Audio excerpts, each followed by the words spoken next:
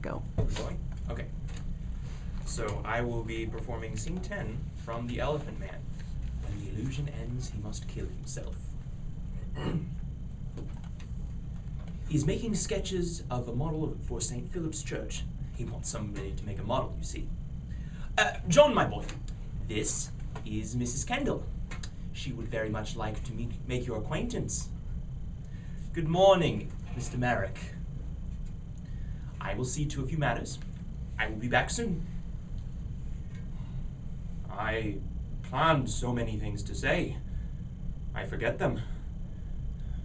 You are so beautiful. How charming, Mr. Merrick. Well, really, that was all I had planned to say. That I had forgotten what I planned to say. I couldn't think of anything else. I was so excited. The real charm is always planned, don't you think? Well, I do not know why I am this way, Mrs. Kendall.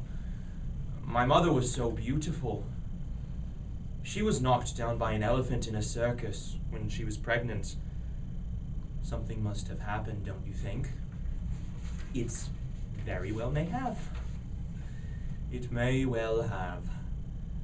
But sometimes I think my head is so big because it is so full of dreams. Because it is. Do you know what happens when dreams cannot get out? Why, no. I don't either. Something must. Well, you are a famous actress. I am not unknown. You must display yourself for a living then, like I did. Oh, that is not me, Mr. Merrick. That is an illusion. This is myself. This is myself, too. Frederick says you like to read, so books. I am reading Romeo and Juliet right now. Ah, Juliet. What a love story. I adore love stories. I like love stories best, too.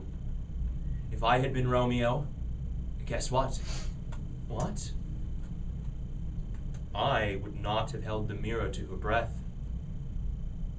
Oh, you mean the scene where Juliet appears to be dead and he holds a mirror to her breath and sees nothing? How does it feel when he kills himself because he just sees nothing? Well, my experience as Juliet has been particularly with an actor who I shall not name.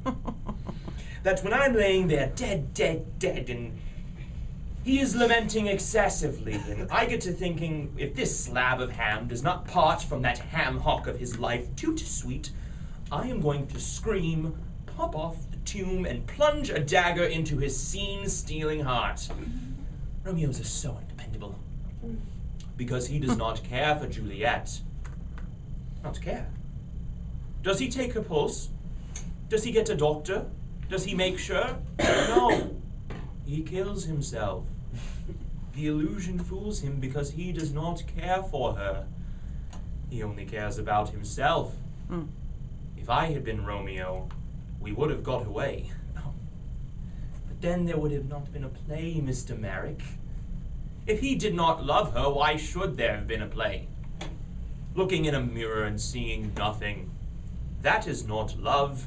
It was all an illusion. When the illusion ended, he had to kill himself. Why? That is extraordinary. Before I spoke with people, I did not think all these things because I had no one to think them for. Now things just come out of my mouth which are true. Oh, you are famous, John. We are in the papers. Look, they've written a report in the Pathological Society. Look, it's kind of an apotheosis for you. Frederick, I feel Mr. Merrick would benefit by even more company than you can provide. In fact, by being acquainted with the best, and they with him. I shall make it my task if you'll permit. As you know, I am a friend of nearly everyone, and I do pretty well, as I please, and what pleases me is this task, I think. Oh, by God, Mrs. Kendall, you are splendid. Mr. Merrick, I must go now. I should like to return if I may. And so that we may, without delay, teach you about society, I would love to bring my good friend Dorothy Lady Neville. She would be most pleased if she could meet you. Let me tell her yes.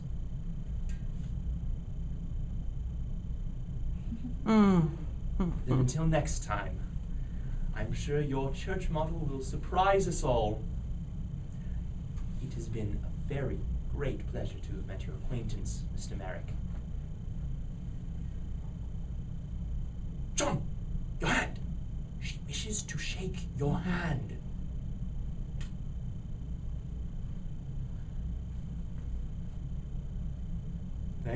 Thank you for coming. Oh, but it was my pleasure. Thank you. What a wonderful success! Do you know he's never shook a woman's hand before? Thank you very much.